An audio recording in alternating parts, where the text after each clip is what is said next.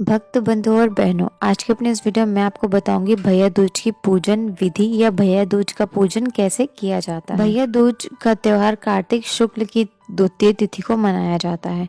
दिवाली के 2 दिन बाद आने वाला इस पर्व को भाई बहन के प्रेम का प्रतीक माना जाता है।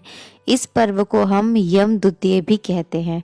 भैया दूज पर बहनें अपने भाई को टीका करके उसकी लंबी उम्र और खुशहाल जीवन की कामना करती हैं। भैया दूज के दिन भाई बहन को यमुना में स्नान करने का विशेष महत्व बताया गया है, क्योंकि यमुना मृत्यु देव यानी यम की बहन मानी जाती हैं। लेकिन अगर यमुना में स्नान नहीं कर पाना संभव हो तो घर पर सुबह उठकर स्नान करके तैयार हो जाएं। सबसे पहले भाई बहन दोनों मिलकर यम, चित्रगुप्त और यम के दूतों की पूजा करें तथा सबको अर्घ दें। इसके बाद बहन अपने भाई को घी चावल का टीका लगाएं। फिर भाई की हथेली पर सिंदूर, पान, सुपारी और सूखा नारियल यानी गोले वाला नारियल रखती हैं।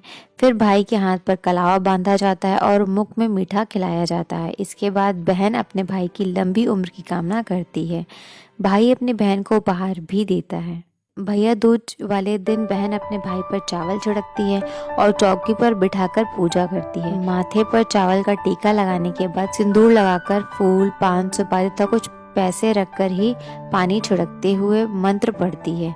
इसके बाद हाथ में कलावा बांधती है और भाई के मुख में मिठाई खिलाती है। फिर यमराज के नाम पर दीपक जलाकर घर की दहलीज के बाहर रखती है, ताकि भैया अपना सुखमय जीवन व्यतीत कर सके। स्कंद पुराण के अनुसार इस दिन भाई का बहन के घर पर जाकर भोजन करना अति शुभ माना जाता है।